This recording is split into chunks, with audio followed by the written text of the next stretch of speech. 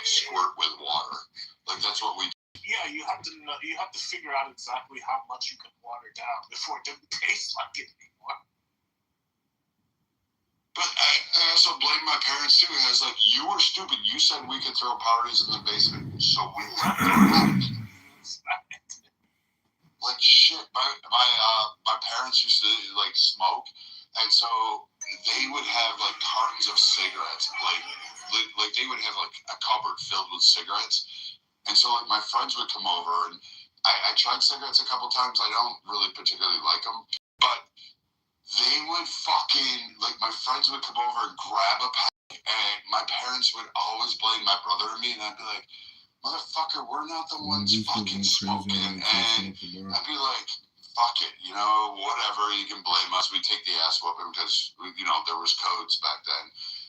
And, but the best part was, like, when we got older, I would tell them, like, you guys left your cigarettes all over the place. Plus, let's not forget the fact that you used to chain smoke in the fucking house, the car, the fucking church, like, literally everywhere. Like, we went on an airplane. They used to smoke on airplanes. I know, it's weird. There used to be ashtrays on fucking airplanes. And they would smoke, and you would be subject to breathing this shit. Yeah, they'd ask you smoking or unsmoking when you walked on. It was probably about 15 years ago. I was on a plane, and I sit down. I'm like, oh my God. And the person next to me couldn't have been more than like 20 years old or something like that. And he was like, what? And I go, there's a fucking ashtray on this plane. He went, what? They had welded it shut, right? But there was ashtrays still on the seat. I go, do you see that? He goes, yeah, I've never seen that before. I go, do you know what that is? He's like, no. And they had just welded it shut, right? Damn, like, yeah, and that always confused me because I was like, you know, you go into a restaurant, do you want smoking or non-smoking? And literally the line was like some imaginary line. And the people in the smoking section, you would just see the cloud and it would drift over to us. And it always confused me, like, does it matter where we sit? Because the same thing as a plane. Yeah, the plane. The seat next across from us is smoking. We're in it too. The shit ain't going anywhere. It's just literally in our face. So. Yeah, we all had a friend whose mom had to follow in the station wagon, windows up. There'd be like 8 kids in a car full of smoke. No fucking seatbelts in the car either. You know, I'm fucking home. Do people even ride in the back of the pickup truck anymore? Because that was fun back then. Legal as fuck. They'll pull you over so quick. Oh, damn. Kids are missing out on that shit. Like, we had the station wagon where you got to face backwards, and you would face the rear. Yes, we had that. It was green, too. It was fucking avocado green. And so, like all things 80s, it was like the weirdish fucking color next to the pink toilets. Like, for some reason, we had peach toilets. And, like, I remember one time, like, we were driving down the road, my brother and I got into a fight. I threw his ass because, like, they would lower down the back window, you would face backwards, and you're looking at the rear end of the car and the car in front of you, and you're breathing in carbon monoxide from leaded fuel. Yes, there used to be a thing. The reason you have unleaded, there used to be leaded. That's the only reason. But we would breathe that shit in. And one time my brother and I got in a fight. I threw him out the back of the window, and it was like a few blocks before my parents realized my brother wasn't in the car. And there's my brother running down the road after, going, "Mom, the bathroom is out!" and crying, and being the punk that he was. That was another ass whooping too. I remember a group of my friends. We made pipe bombs. Like, I know, guys, relax. These are IEDs before IEDs. The IEDs became pretty prevalent, but we would take like gunpowder from fireworks and shit like that. Put it into a big pipe. We'd mix all this shit in, crimp the ends, put a fuse in it, and fucking light it on railroad tracks, and it would go boom, and it would be loud as fuck, and it would send shit everywhere. Like, yeah, we did dumb shit back in the day. Also, we would take shotgun shells and kind of throw them in there. Like, literally, we were IRA terrorists. We bought cherry bombs in the 80s. Dude, we used to throw cherry bombs on our feet. Like, those were just kind of fun. like kids do with those little poppers these days. Right? Kids are getting soft. You guys gotta toughen up a little more. We gotta bring back some of those toys. Like the Easy Bake Oven. Like, do you remember your cousins having that shit? Like, because most of my cousins were girls. They would have the Easy Bake Oven and would always bring it over to Grandma's house. Like, Grandma, I'm gonna make brownies. And you would go in and touch the fucking brownie because you were gonna steal one just because you were pissed off that your cousin was getting attention. And I went in and I still have that scar on me from where I burnt it on the fucking 4,000 watt fucking bulb that cooked the fucking brownies. That shit was like highly fucking painful. Or what about the game where you electrocuted yourself if you didn't get it right? Right? Dude, that was the best. I put it up to my brother's nipple and we figured out how to do cross currents on that. Football game, the vibrating football. Dude, that thing was like fucking. That was still the best. Do they even make that anymore? I gotta go find one of those. I don't know, we're rockin' sock'em. Oh, do you remember the, what was it, the sumo gloves, the giant boxing gloves you used to have? And you could go out in the yard and punch each other and just knock out each other's fucking teeth in the backyard. It was fucking amazing. No, we had real boxing gloves. No, my parents, like, there were some lines my parents wouldn't cross, so they were like, Around where I grew up. yeah, You fell into Nunchucks, stars, like the underground kid toys. yeah, the shit that we had under the bed. Like, I remember when we, like, what was it? The switchblade combs, we would walk around with the switchblade combs until we figured out, oh, if you pull out the plastic part, you could put in, like, a piece of sheet metal and make a switchblade. And literally we made, like, fucking weapons out of it. Oh, I had not just a switchblade, because we could get those. Like, somebody, you always knew somebody had a switchblade, or what was the one that was called where it popped out just up front? It didn't pull it out. Oh, stiletto, yeah. The letter, yeah, that was the one. I was like, yeah, this is better. Nothing else that really I think you're carried around here. I'm gonna have one. My ninja stars might not do one day. Well, shit, I remember, like, my first kiss behind the shed. I got there, I'm all, like, set. I'm nervous, like, I'm about to throw up because I have no idea. Like, this girl, she's cute. She's got boobs, or at least a bra that says she's got boobs. And I'm, like, all excited, right? Like, your mouth is really dry. And you're like, okay. And she leans in, and you're like, I don't know what to do. Do I lick her face, or do I, like, kiss her? And then just as I'm about to go in, it's the first kiss I've ever had. My brother, who is hiding, sits there and throws a dart. You know, the ones your parents gave you because we didn't have plastic tips or little, like, fucking Velcro things. We had actual metal darts, like professionals use. And my brother whipped it and stuck it in my fucking ass cheek. And I screamed in this poor girl's face, like spit went all over her, and she fucking screamed, and she went running off, and here I am grabbing my ass cheek going, what the fuck?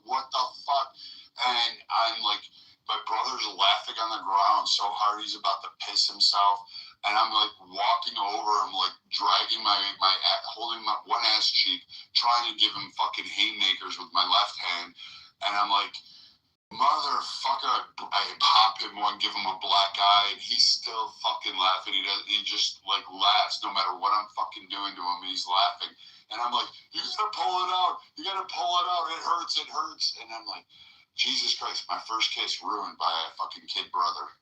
Okay, I've had conversations with our first kiss stories with a lot of people reminiscing shit. That's gotta be the worst one I ever had. Can you imagine that poor girl is probably still in therapy when somebody says, what was your first kiss like? She goes, well, let me tell you. Dude, it was all through the school. Like, the very fucking next day, it was like, guys were like laughing at me. They're like, how's your ass feel? They're like, dude, you're kind of weird. I was like, motherfuckers, I'm on the football team. I'm on baseball. Like, I'm on the sports team, and I'm getting ripped all the way. I was like, fuck. I still, to this day, every time I come into contact with my brother, I'm like, I'm still going to pop you one for that fucking shit. Here's 1976, and they were doing this whole bicentennial thing. So at the school, they painted on the playground a map or an outline of the whole United States, and then each individual state. And then each kid dressed up as something from the state, Plymouth Rock, blah, blah, blah. So this girl that I really liked, and I was pretty sure liked me, was dressed as a cowboy or cowgirl from Texas, which was where I lived at the time. I was dressed like an Indian from Oklahoma. So basically my mom had made me like this loincloth, like practically it's standing there in my underwear, right? No shirt, feather, total Indian look, right? Like all the teachers, everybody's like, oh, you look so good, what a great costume. So at the end of the day, they did these things. I got to like read this like speech I had written, blah, blah, blah, whatever. So we have all these festivities for the whole day. So they let us out early, but my mom didn't know that they were letting us out early. So I'm standing at the front of the school with this girl, and so we kiss, and it was kind of like I wanted to. I kind of knew she wanted to, but she totally initiated it, right? And so we kiss, just kind of a little bit, and then she comes back in and we French kiss, and I'm like, whoa, okay, this is cool, right? And then she takes my hand and literally shoves it down her pants. I was like, whoa, right? And I pull it out.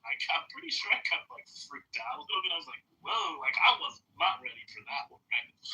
And for like the next 3 weeks, I pedaled my bike all the way over to the apartment building she lived in. We had a great time together, like, I don't know, like so many fucking days. Like, I did everything that I could. We made out, we felt each other up a little bit. Never really had sex or anything like that, right? But just minor shit. And then one day after like 2 weeks or something, like maybe 3 weeks, I pedaled my bike over there, and they had moved, and she just disappeared forever, and I never saw her again. To this day, if I meet somebody named Tara, I'm like, did you grow up in Texas? Dude, yeah, I dated, what was it, the hurting, and I used to get pissed off because she would be like, oh, I have to go away for the weekend, and she was like a heavy smoker, so she did like these Marlboro things, and we had to go buy her cigarettes all the fucking time, but she was all about that life.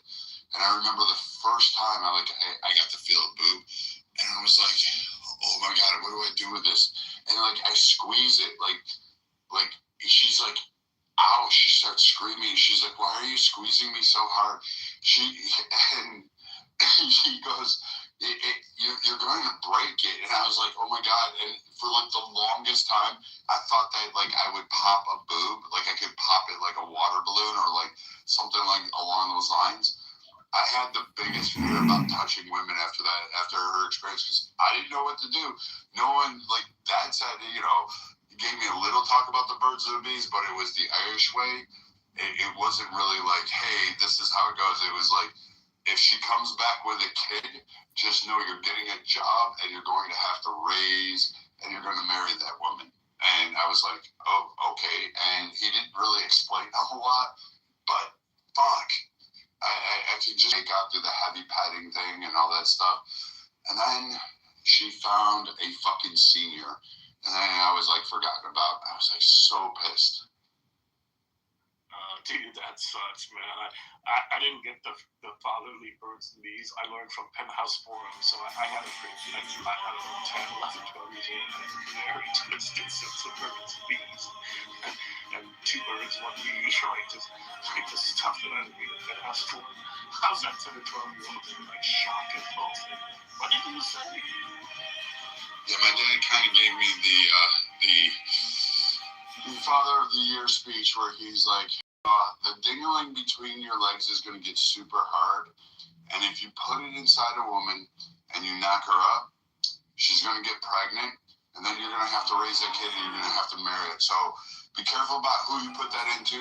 Don't put it into an ugly woman. And, oh, by the way, just be really careful about it, because you can get diseases that'll make you scratch your shit all day long. And I was like, gee, thanks, Dad. You just like horrified me more so than any Stephen King fucking movie could. Dude, I lost my virginity to a woman who called me about 3 months later and started asking me the exact date we were together.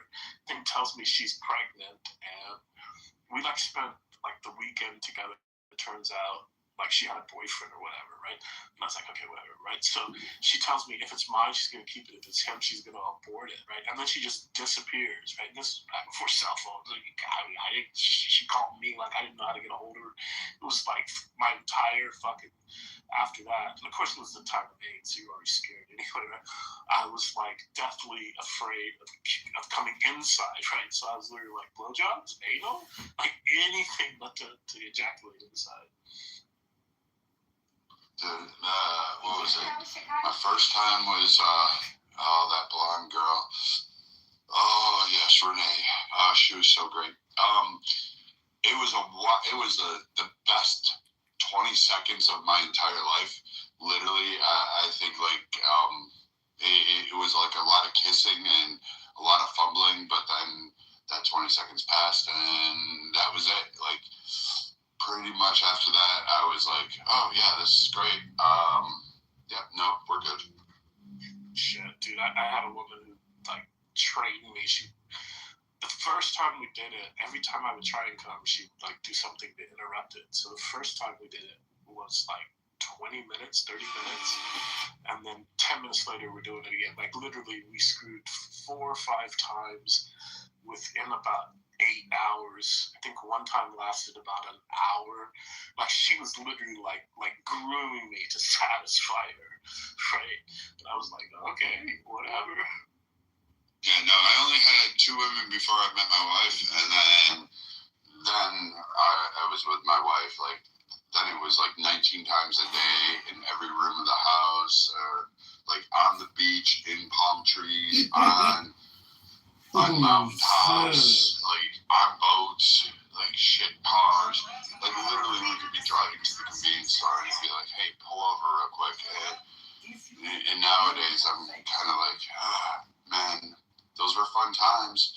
And again, the Deep Forest songs always come back to me. I'm like, fuck, I gotta listen to that shit. Because that was back when women played songs over and over and over again.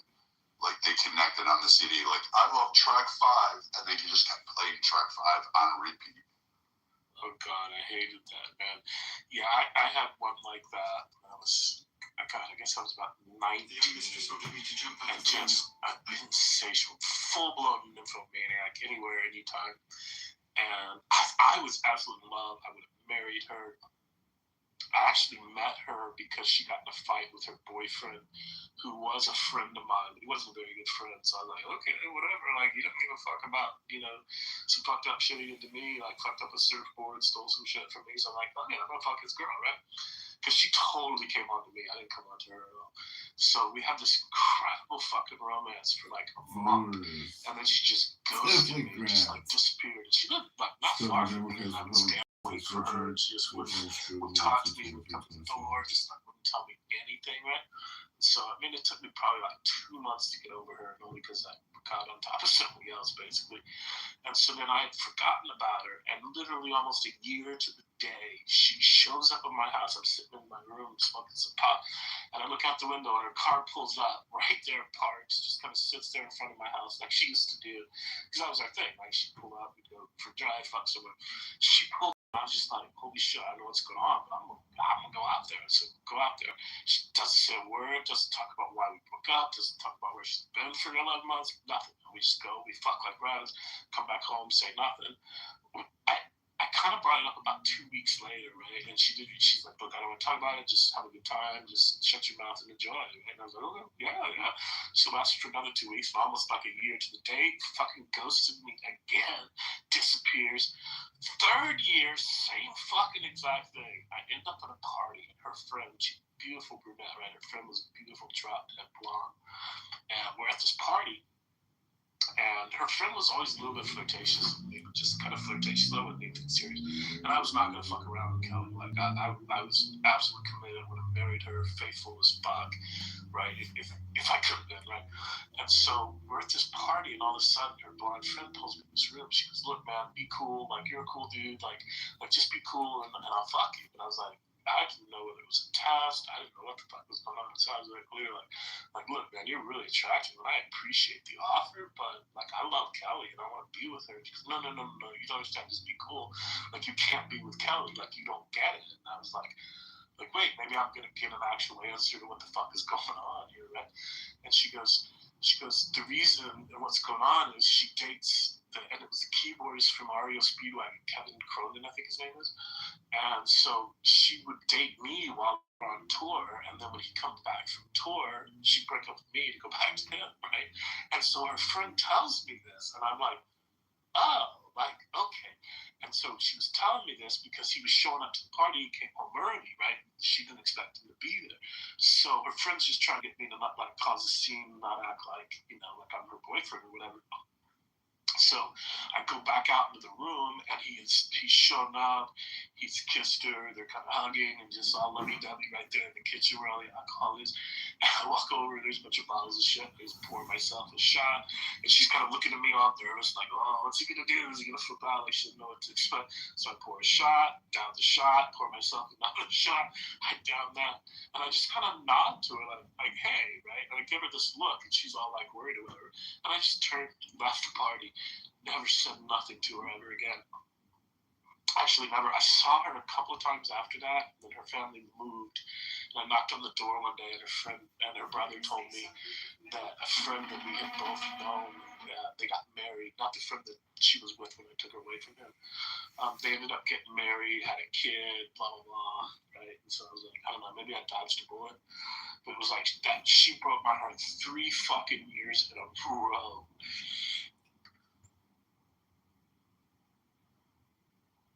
Well, at least you can claim that you took REO Speedwagon's fucking groupie, and you can say, yeah, you know what, I was that guy. Yeah, to this day, whenever I hear REO Speedwagon, I'm like,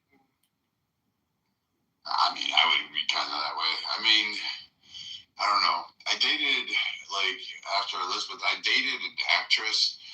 And I will tell you this, for all these people that love, they glorify all being with these, really gorgeous, all these women that are, really high up, models and actresses. I've dated a number of them. I'm going to tell you, it's not all it's cracked up to be. It's really not. The actresses, the one I dated, she was in this, fucking movie where there was, fucking vampire mechanism. I couldn't be dude, I can't watch you kiss a guy. I'm sorry, that's just not how I'm cut out to be. You're picking the wrong guy. And she's like, you just have to get more modern.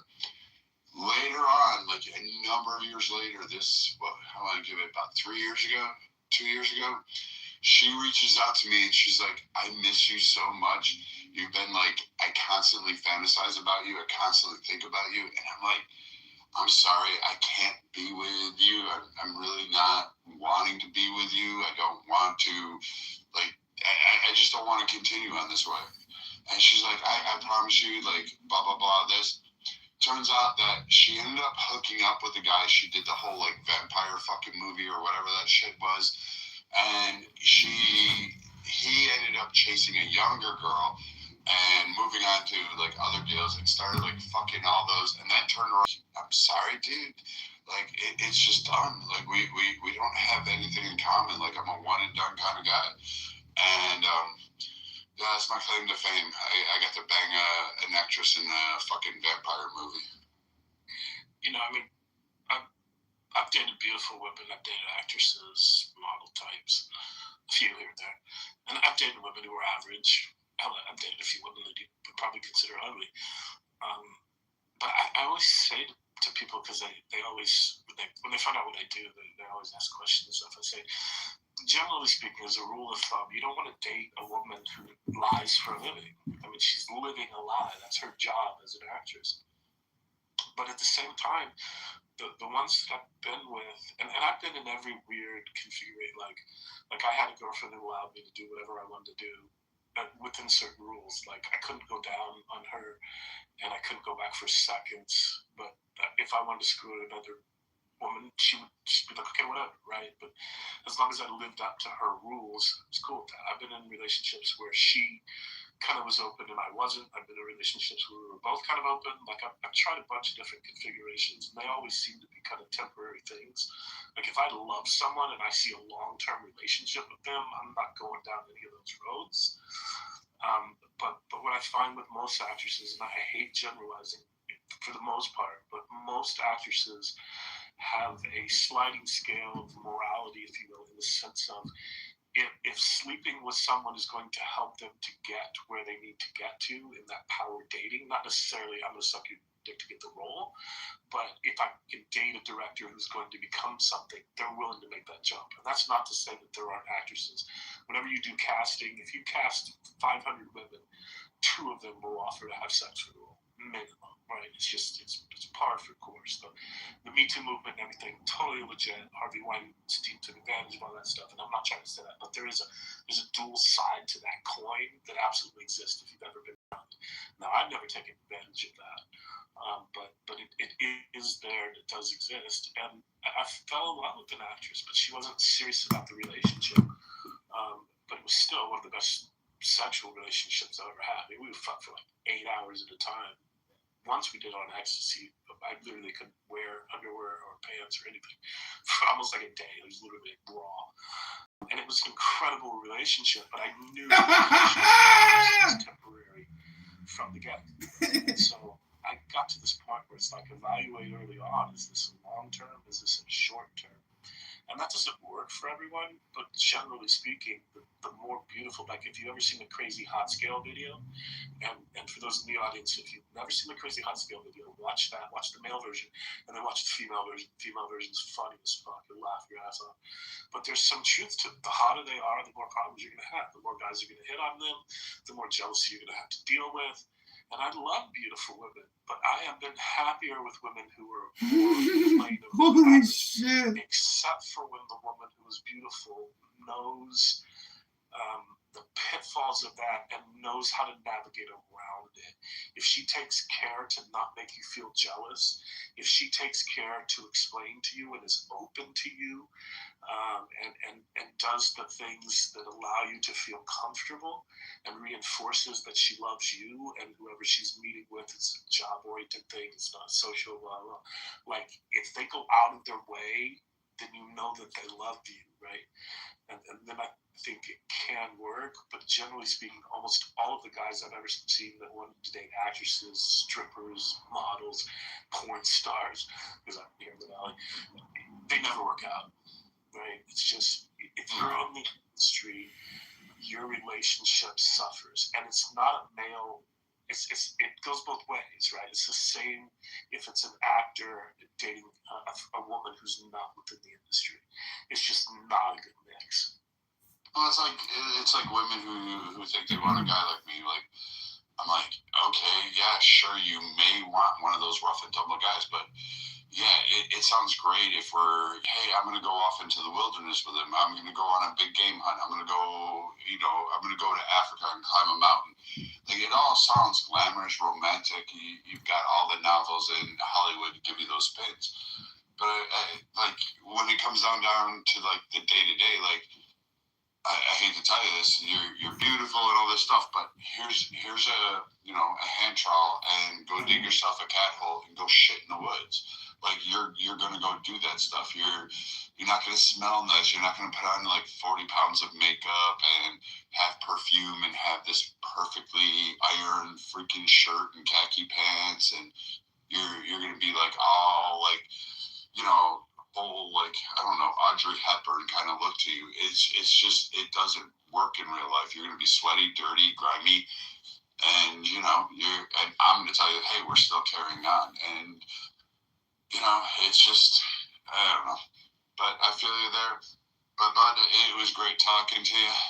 Yeah, definitely. I gotta go as well. But I was going to end with the last woman I fell in love with. I absolutely, the minute I knew I was in love with her, we were driving. She says, "Pull over." I said, "Why?" She goes, "I gotta pee."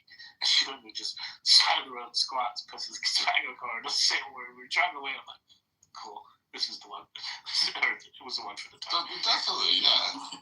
Right, that was the moment I knew. I was like, yeah, cool. It happens perfect. But yeah, well, it was good chatting with you. I'm gonna dip out and I'm gonna head to bed. Big day, big weekend ahead of me. I gotta travel early in the morning, so I'll catch you guys later. Yeah, see you around there. All right, bye.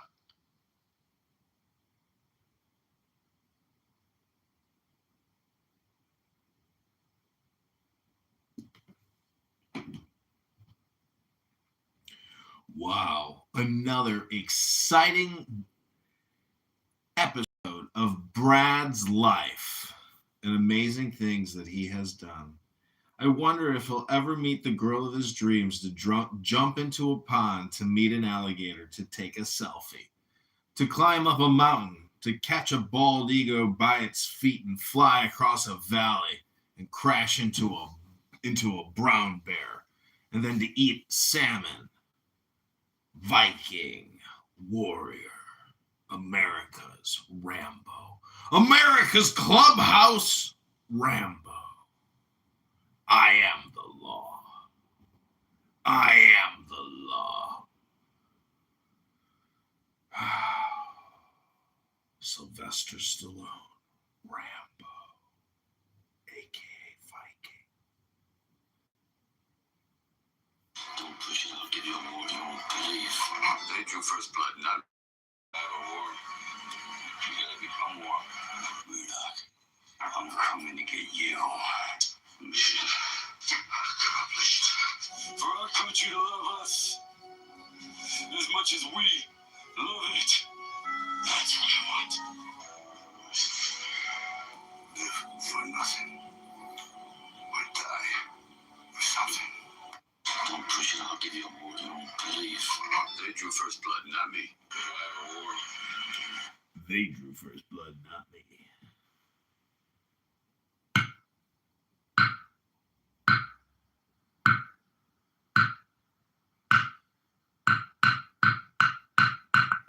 I got chased out of the bar tonight by some Latina. She wanted to kill me. I said, bitch, I'm going to call ICE.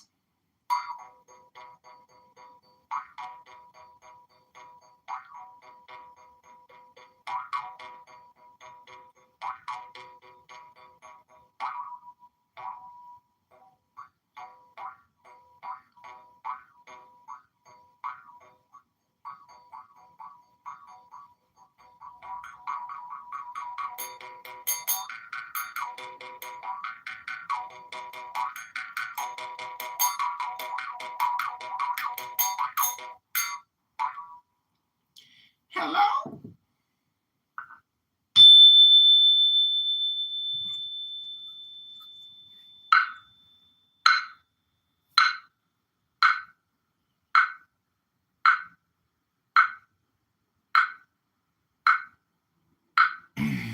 Clubhouse just needs more cowbell.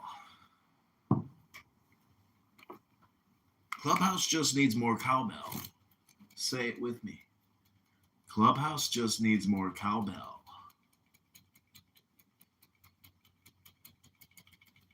Hello?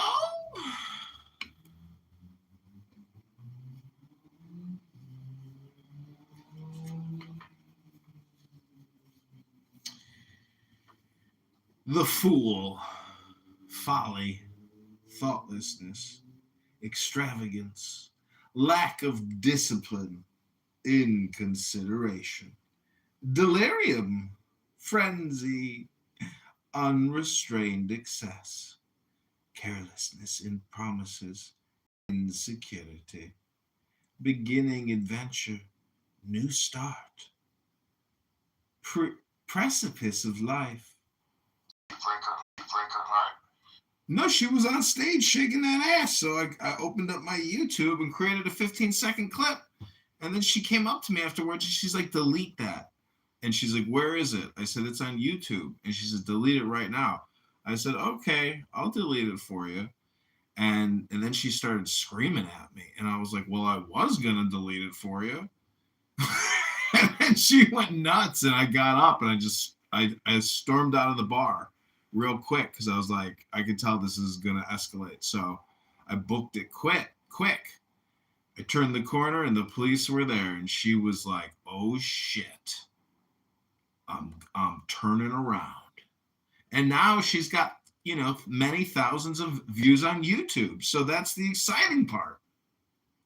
559 to be precise. I hope it blows up. I hope she gets tons of views. She was very upset. It's a big nothing, though. She's just being a regular person on stage. What is it, karaoke? I don't know. She's just upset that somebody filmed her content, because everybody is now conscious of content. So when some fucking guy in a suit is sitting there filming, shaking your ass and putting it on YouTube, and she's like, wait a minute, I just graduated college, and now some fucking loser at a bar has 45 seconds of me shaking my fat ass on stage? Holy shit. Like, that's the thing. It's like, I was going to comply with her request until she got rude. And then I got rude, and then she got ruder, and it escalated. But I never said anything insulting. I introduced myself as an artist. Well, if you shook my ass, would you comply with my requests? I'm kidding. I accept you as you are, John. If I was out on the street, I would have a better case for, like, not being able to record in a bar. Like, because the street, you can actually film people on that stage. And I do that usually when I first get there with the bands. And they look at me like, I hate that you're filming us, but you're on the street. So I guess we can't really complain.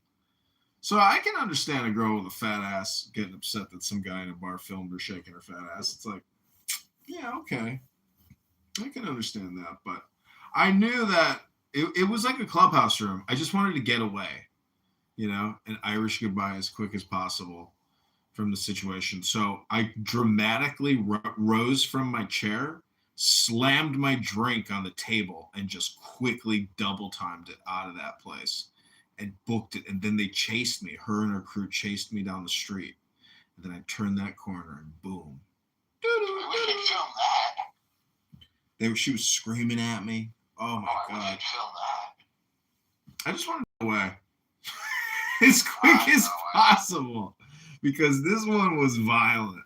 This girl was violent. And I wish you were Naruto running. Yeah, I have an amazing $75 Amazon suit. It's red, and everybody, the comments are so funny. How are they coming up? You can get good suits from Amazon for little money? $75 for an incredible suit. Really? What's the brand or something? What do you look for? Just type in men's suits, and boom, right there. First results. Just go for the one with the lot of ratings. $75 or less. I got a really good tuxedo from H&M for like $150. Looked like $1 million. Yeah, I mean, I've been to Thailand, and I'm still paying $200 a suit for a custom-made suit. And these suits on Amazon come from China. The stitching and the fabric and the elastic, it's like stretches, So these are like, I mean, holy cow. Like, these are $200 suits for $75. This is crazy. $66.85, $89.98. This is hilarious. And they're good. I'm not kidding you. They're top quality. They come in a plastic, sealed Ziploc bag. These are mass manufactured Chinese suits. They're really delivery overnight. Fucking amazing, right? 5116. Jeff Bezos is the biggest haberdasher on the planet. That's hilarious. He's in the schmata business. It's hilarious. I'm not kidding you. I wore a suit to the Chabad tonight, and this girl was like, "This is very bold of you to wear a red suit. I don't know if I'd have the confidence to wear a red suit." It's not like bright red. It's like, that dark red, whatever. What do they call it? Men's suits classic fit two-piece suit with set one button casual. Yeah, that's the one I bought. Really? I bought it in blue, red, green, purple, black. That's hilarious. Did you get a tie? I mean, if you mess it up, you throw it out. I got a gazillion ties, but all my suits don't fit me anymore. So I was like, fuck it, I'm just going to buy all new suits. And I bought triple XL. And that fits the best. And I effed up, but I did buy a double XL. Are you that big? I'm 6'3", but when you wear the fabric, like, I did notice the tips of my pants were kind of dragging a little bit. So they're a little dirty, but the feeling of having the extra fabric, like, I hate being in a tight, fit suit. So the triple XL, it's all about, like, it's big, but the look of it is unique because it's one color, and if you go out, most people are wearing like multicolored outfits. So if you wear a blue suit out, like you really stand out, you really stand out. Extra large or extra extra large, you got to look at the measurements. But I would say go just one size bigger and live with the extra fabric. Thank you. Yeah, I mean, you feel like $1 million in a suit. So we got Howard in the house and Stinny, the whole clubhouse crew. Pepe sleeping, Peter's sleeping, BB sleeping, Blake is sleeping. Everybody's asleep.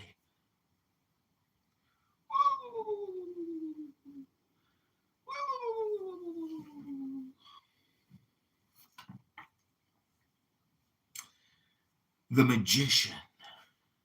Self-confidence, willpower, skill, initiative, creativity, originality, flexibility, dexterity, craft, guile, masterfulness, capability, trickery, misleading, deception. The high priestess. Wisdom, serenity, serene knowledge, judgment, learning, sagacity, common sense, understanding, hidden emotion, reserve, demanding, emotionless, inability to share, lack of patience, cold emotion, uncomfortableness. The Empress, action, development, progress, fruitfulness, fertility, attainment, accomplishment, marriage, mother, sister, wife, feminine influence, subterfuge, tears in the Emperor. Realization, accomplishment, worldly power, wealth, stability, authority, indomitable spirit, endurance, leadership, father, brother, husband, male influence, direct pressure, dominance, inconsideration. The Hierophant, mercy, kindness, goodness, good advice, inspiration, alliance, humility, compassion, servitude, inactivity.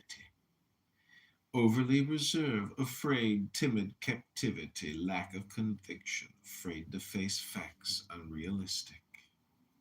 The lovers. Love, beauty, attraction, perfection, harmony, unanimity. Trials overcome, confidence, trust, temptation, romance, infatuation, tendency towards optimism, oblivious to possible consequences. The Chariot, war, vengeance, difficulty, trouble, conflicting influence, outside factors, turmoil, indecision, perplexity, triumph, failure, conquest, defeat, possible voyage, escape, chaos, fleeing from reality, rushing to decision, justice, equity, justice, fairness, satisfaction, sincere desire, good intentions, well-meaning actions, advice. The Hermit.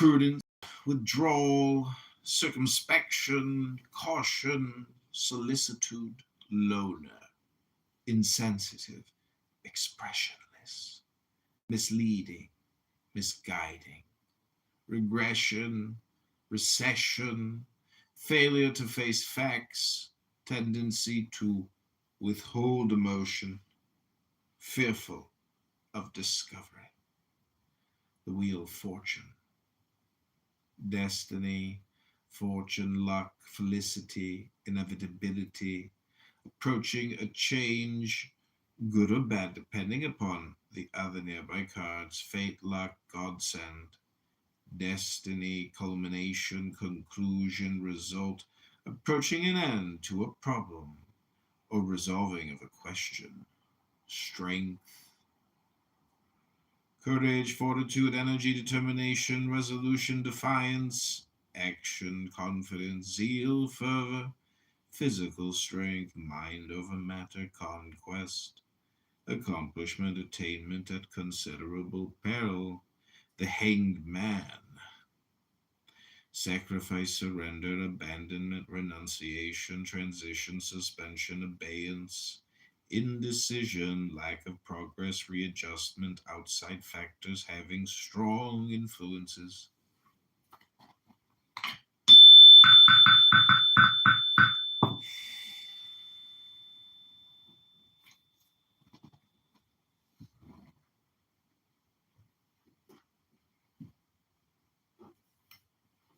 All the novels in Hollywood give me those things.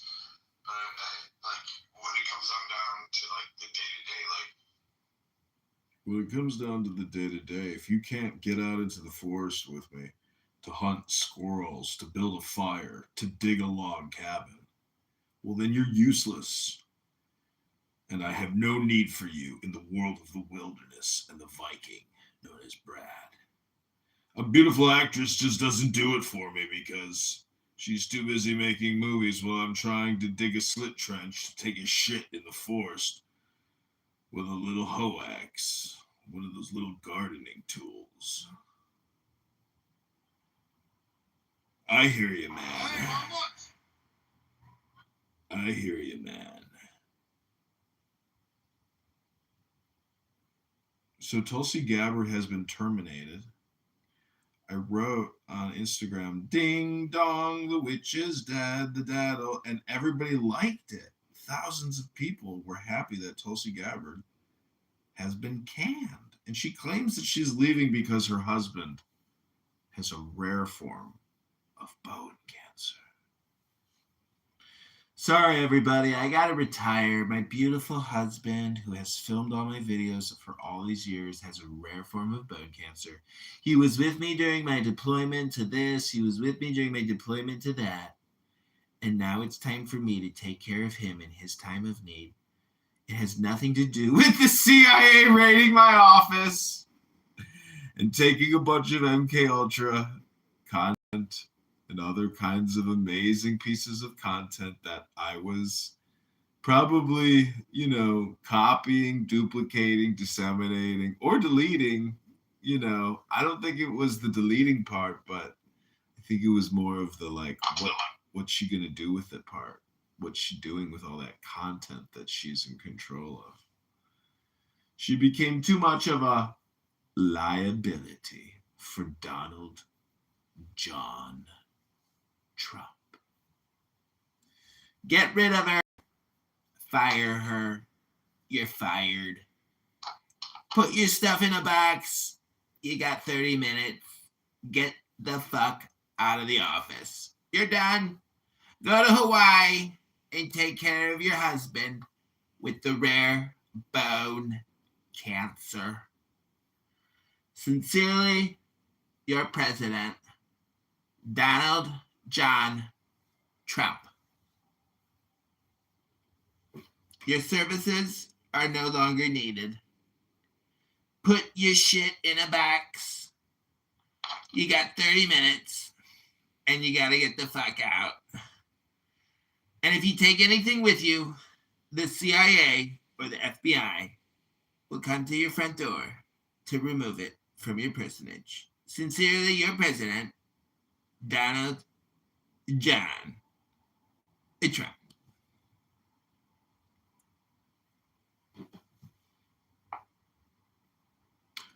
Oh, hey, Marshall.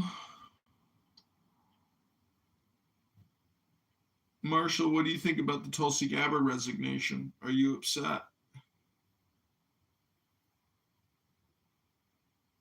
I think the woman has a husband with bone cancer. Glad she take care of her family. Is it a cover story or is it the real deal? Is it rare bone cancer or is it semi-rare? How rare is the bone cancer? Doesn't matter, does it? It's ridiculous to even question the severity of the bone cancer. What about all the CIA accusations that she was destroying content? Kennedy's assassination, MK Ultra, brain programming projects.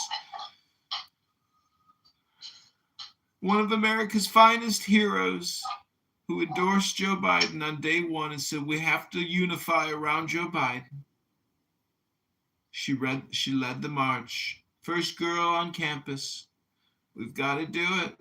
We've got to unify around Joe Biden. We can't question the election results. Joe Biden is our man. That's what Tulsi Gabbard said from day one. She was one of the first. Tulsi Gabbard, resignation, last day on the job, Friday night. She's gone. Aloha. May 23rd, 2026. Aloha. That's how she always ends all her communication. Aloha. As if she fucking invented the word or something. I'm from Hawaii. I am an amazing person. Aloha. I think we should actually listen to her message to the world. Has anyone heard the message to the world by Tulsi Gabbard? She tells everybody to get on their knees and beg for forgiveness from the master of the world. And she says we shouldn't rely on our own intelligence. We have to rely on the Lord and King. If you were locked up at any Illinois juvenile, The Lord and King of the universe. It's very strange. You know, I don't know if it's professional to say all this spiritual stuff, but I don't know if people appreciate it. completely dependent upon God's favor. And so they humbly approached that day of fasting 250 years ago, asking God for his protection, his guidance, his mercy. We are at this time where our children and their children and generations for hundreds and thousands of years can live in peace. Generations for hundreds of thousands of years. Wow. Talk about planning for the future. Because if you live for 15 years every generation or 20 years for every wow, she's talking about 5,000 generations into the future. What incredible creative insight. Freedom and prosperity. Freedom So and on prosperity. Freedom and prosperity. this day, let us humble ourselves before God. Let us beg for his mercy and guidance. Let us beg God for his mercy, for his guidance. Let us be willing to forgive those who have offended us as we ask God She's a Christian now. She's repeating the Lord's Prayer. to forgive us for our trespasses. And let us all today, in the privacy of our own homes and hearts, take shelter in God's love. But what if you didn't get to hear Tulsi Gabbard's message to the world because it only has 323,000 views and it was released 4 days ago. So if you're living in a homeless encampment outside of Chicago underneath an aqueduct, you know, a bridge, or if you're living in a porta potty, you know, outside of Detroit, Michigan, or you're homeless in Los Angeles living on Skid Row and you didn't get to hear Tulsi Gabbard's beautiful message to the world, well, that's the great tragedy. Remember him. Aloha. Aloha! Aloha! Our America's sweetheart! Aloha! Oh, wow. What a beautiful message, right? Beautiful. Oh, and she's got that cool gray strand of hair like she's from the X-Men, like That chick had the superpowers and the gray strand of hair, you know? Aloha. Aloha. That's what I'm going to say from now on. Everywhere, anywhere I go, everything, whenever I finish whatever I'm saying, I'm just going to say aloha. It's like my signature. Over and out. Aloha. This is Tulsi Gabbard. I will soon create another video to get millions of views to help fund my husband's rare bone cancer. As I continue on this road to help my husband heal from his rare form of bone cancer, I will create a new video every day doing yoga at the beach in Hawaii on my multi-million-dollar property in the North Shore. Aloha, Tulsi Gabbard, America's hero. Oh, Tulsi Gabbard. You don't need a speaker. Your phone's real volume is locked. I'm about to show you a secret that the Android industry. Now, Fox News has just learned Tulsi Gabbard is resigning from her post as Director of National Intelligence. All right, let's get right to David Spunt. He's got the news for us. David? Well, Sandra, we that Tulsi Gabbard is resigning effective June 30th because of her husband's recent diagnosis of an aggressive form of bone cancer. Our thoughts, of course, are with Ms. Gabbard and her family, Director Gabbard, and her husband, Abraham. She said that Abraham has been her rock since they've been married, and she submitted her resignation letter to the president and two members of the senior staff, announcing that her last day would be June 30th because of this diagnosis of her husband's bone cancer. Unfortunately, this is... So let me play for you now a clip. This is the David Pakman show. Many of you probably know who this guy is. But he has all the deets.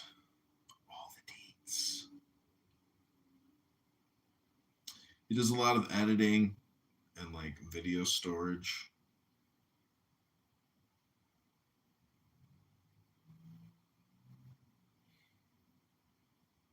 Does it make a difference?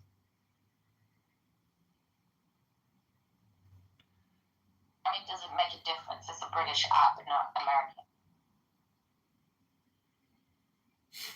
It's just a lot of stuff.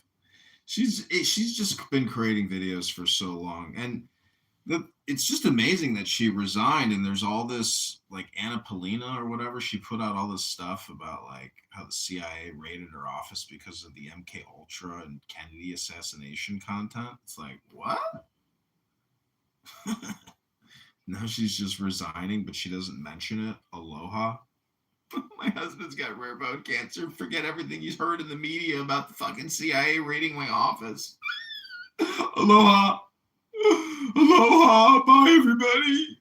National Director of Intelligence. I'm finished. I'm gonna put all my shit in a box and go. Bye. One of the most powerful positions in the government. My husband's got bone cancer. Gotta go. Bye. Aloha. Had nothing to do with the CIA raiding her office for national secrets. Had nothing to do with that. Does she get to keep her rank in the reserves? Is she still in the reserves? Is she going to run for president? Because I think that's what's coming. Her husband's going to stage an amazing comeback. She's going to document it on YouTube, get another 1 million followers, and she's going to do a yoga video every day at the beach. Aloha, Tulsi Gabbard. Aloha.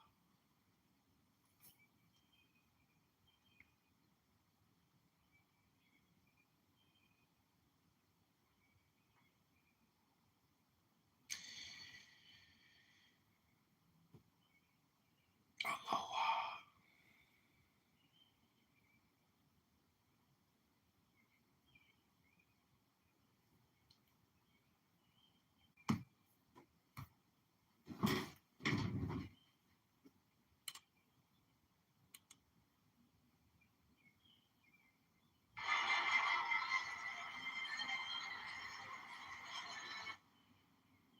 Foreign interference against American interests.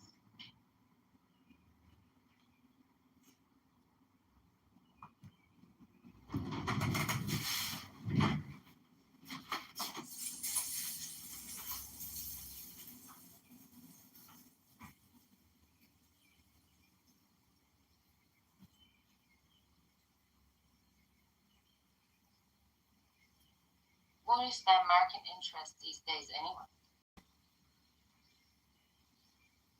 I mean, you don't know if you're coming, or that's not like all the other times you did it.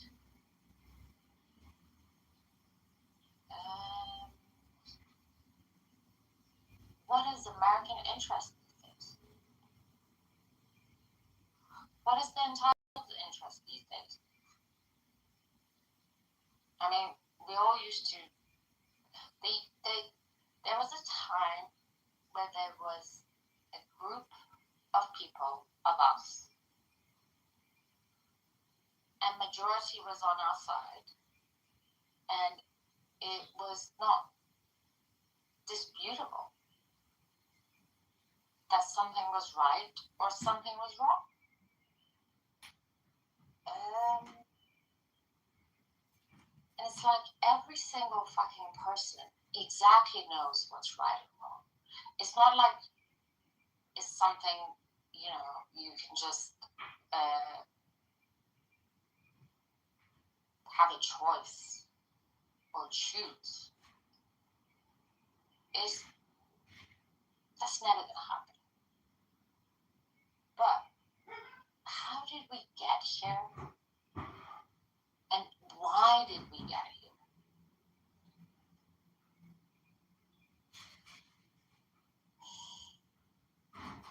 I mean, yeah, that's the question. What? Is it because there's like a group of people? I mean, let's say the leftists. Yes, there's inequality in the world. Especially in the fucking West. It should not be like this. But then also the people who actually put in power to kind of like try and like reduce that are exactly the same actual people that hurt. Because the people who actually chosen those people are exactly elected so they could exactly sabotage and create. But why? Like why? But it's not like it's isolated to like Americans or even Brits or, you know, I mean, I'm Iranian. Look, you did that to our country first, like, you know, with these Islamic fucking lunatics. But why do these people exist in the world? I mean, is it like ignorance? Are they bad people? Are they evil? Are they bitter?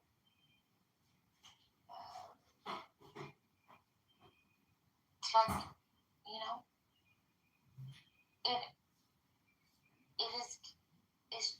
it's like, it's not even a dichotomy. It's almost like it's a disorder. It's a complete disorder. But it's a disorder, but then when you think about it, okay, technology, this is how I look at technology. It's like, okay, it gave voice to people who should not necessarily have a voice.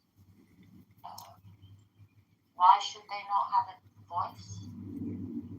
Well, you know, they don't have the education, they don't like, but it's good if they're given a voice with right intentions so they can say, okay, but this is not working, maybe we can, but if that voice is given with an intention to also, it's just a fix, right? And ultimately exactly that, especially technology, that communication tool belongs to nature. So even if you are gonna send like the wrong message out because you think that's the way to win a war, This is $50,000 of solid it's gonna, raw gold. it's not never gonna have a fight. It's just gonna turn something Waiting to be released. that is not supposed to be, even to something even worse. Until it's soft, then hammer it thin.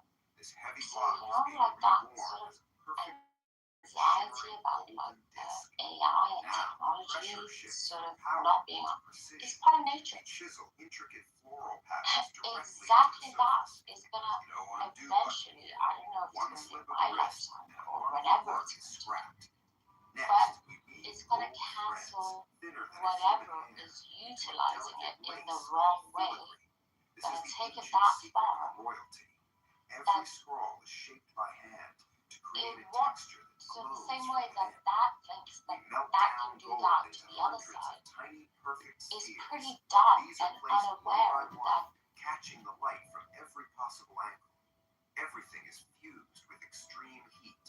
One by one, the sections come together to form a crown it's gonna of gold.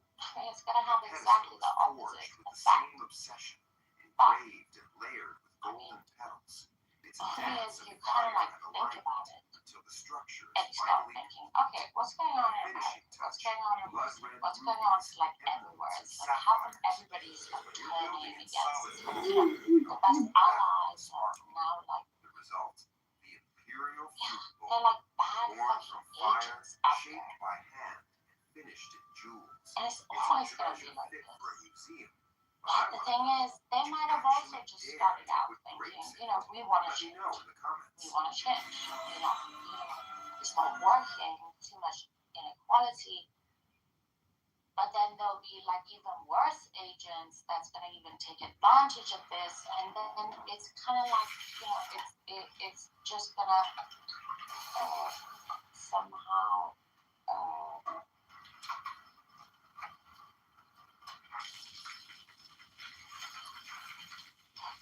It's like a ball that just goes down a hill, and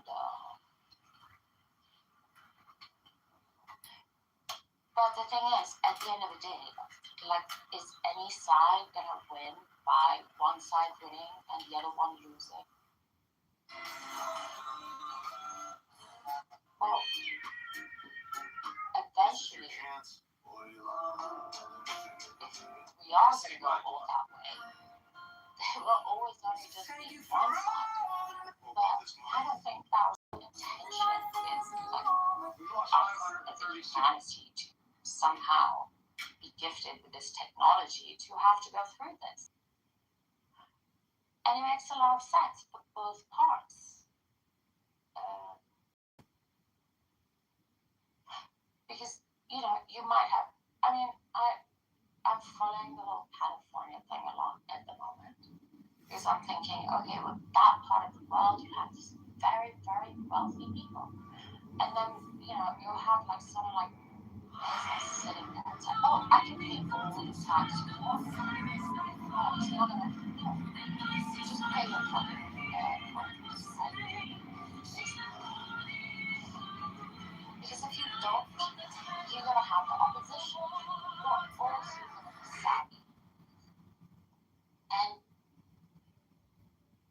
because they're less smart and they're less kind of less way, they will gain it and become like worse examples of themselves.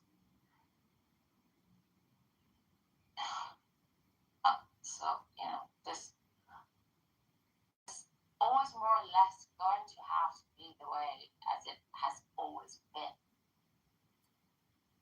But the thing is, you know, back in the days we had like, you know, aristocracy, we had like lineages of people who somehow, like, within an experience of something, you know, carrying on and on and on, became more responsible rather than greedy or sort of narcissistic about things. Hi, BB. Sorry, Do you know? am I rambling? Do you know what the noise is of Pepe when he's in the forest and his tree gets cut down? Like, do you know what the sound of the tree is when it hits the surface of the earth?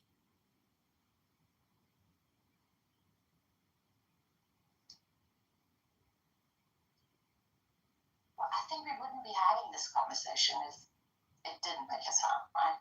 I mean, what would be the purpose? And if there was no purpose, it's like, for me, it has a purpose. So and within the tools that I've been given, I have to abide by those tools that it matters.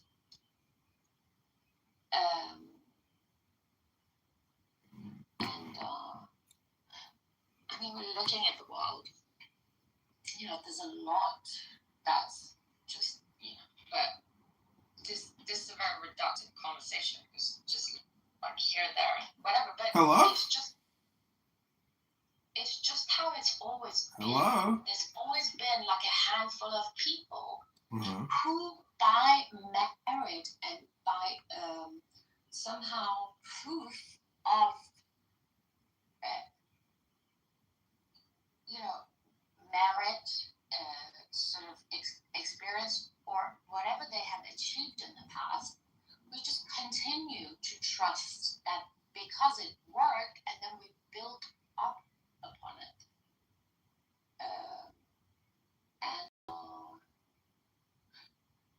So, I mean, the whole left.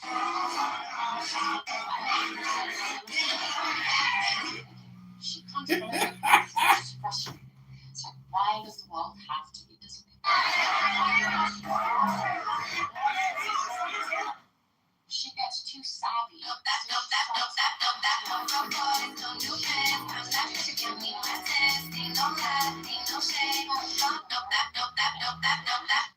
Where probably most likely we could see eye to eye with a lot of things. I don't know. We're talking about discuss, what are your key. So the great thing about AI is you can just. But if we don't have these conversations, we just kind of like run around like headless chickens. It's like, No, we you're don't. gonna blame the Jews. And Actually, by having the conversations, you run around like a headless chicken. It's the people that read the books. Those are the people not running around with their heads cut. It's because they've got actual intelligent, well-formatted information to process, to program themselves with. It's all the people here that run around with their heads cut off like a chicken that just don't stop talking. And that's why I asked, are any of these sounds, all these... And it might not. No, we're not. You, We're not. Me, that was the summary. We're finished. It's finished. Well, I don't fucking. Sorry, everybody. Sorry, everybody. App is shutting down. Sorry, everybody. It's closed. Everybody's got to go. Everybody up. Got to go. Everybody get up. Got to go. It's closed. Sorry, everybody. App is shutting down. What are you going to do now? You're going to go to X Spaces. It's the only other place you got. And when you get there, it's going to suck because a lot of the losers from Clubhouse are over there. Yeah. It's like, this app actually is British. It's really British. It's British. Oh my God, it's British? What makes it British? Everybody's like worried about that. It's like everyone's worried about his country. It's like the Jews are worried about their future. It's like the Persians are worried about their black. It's like, it's all very valid. The Chinese are worried about, it's like most of the young Chinese, like these, whatever people in power, they're not gonna be forever, a bunch of fucking old, and then it's like some things you just need to leave it and concentrate on other things, and then that will sort itself out. And there are other things that just need more sort of attention, like immediate attention.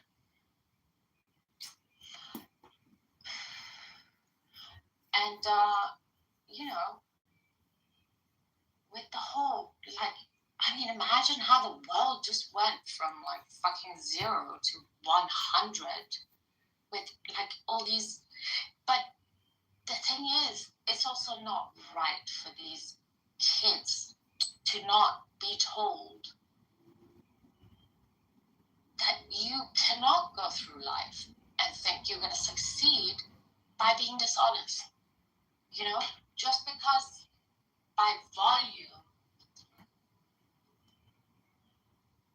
That's the whole nation thing. So even by volume, just because you can do it by volume, it's like, yeah, back in the days, like people would, they would protest against things that were unfair and make it better, like, slavery or, feminism and all that.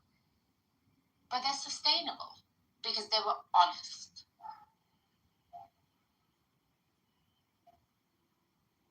And by volume, it was the honesty that created the volume. But dishonesty by pure like that generation is being taken advantage of. You ever like say a lot of stuff, but like never really say anything? You ever really just like, say a ton of stuff, like a lot of stuff, but never really say anything? Who cares what I have to say? No, it's not that. It's just like when you say something, you should have an introductory statement, maybe some type of thesis, some of the brief evidence, and then you should go into greater detail about your evidence, and then make a summary statement, and just call it a day. That's called public speaking, right? Somewhat formatted. There's like some type of topic, something specific. Tell them anything other than what makes sense. It's like, it's not about trying to. I know. Let's look at the title of the foreign interference against American interests. Foreign interference against American interests. Well, I'm an American, and I guess I have interests as an American. Not very specific, pretty generalized. Just like leave me alone. That would be my greatest interest. Is, basically, I think who said it? The disgusting. When did we just stop being? He said the greatest right that a government can afford its citizens is the right to be left alone. Leave me alone. I don't want any foreign interference bothering me. I want it to go away forever. Leave me alone. I'm happy. Leave me alone. You angry. I'm happy. That's basically what it comes down to is America is a black woman who's happy, but everybody around her keeps trying to agitate her, like Kim Cutts on this app, and she's like, I'm happy. Leave me alone. To be honest, you know what? What? What?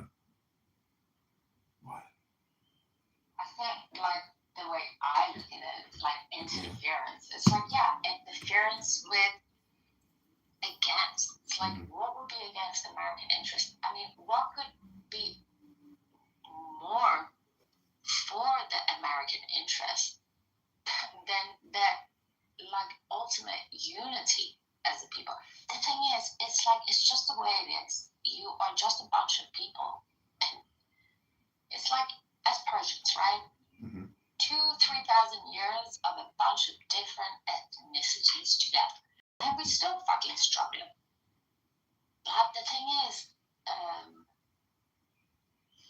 and then you get, like, these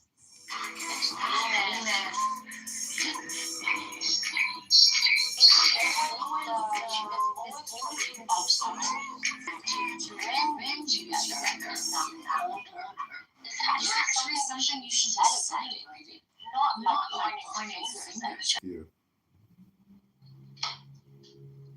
But then, like, with the Persian sort of like sentiment, like, that's how I look at it. It's like, well, that's nature. It's like, who else, like, even it's why natural. did we have? It's like Very natural. You're still here. Still.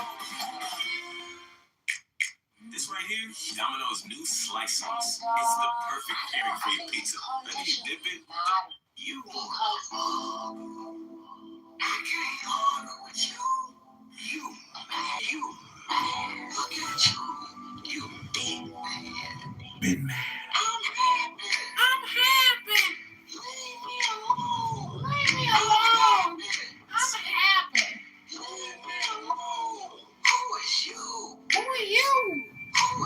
Awesome.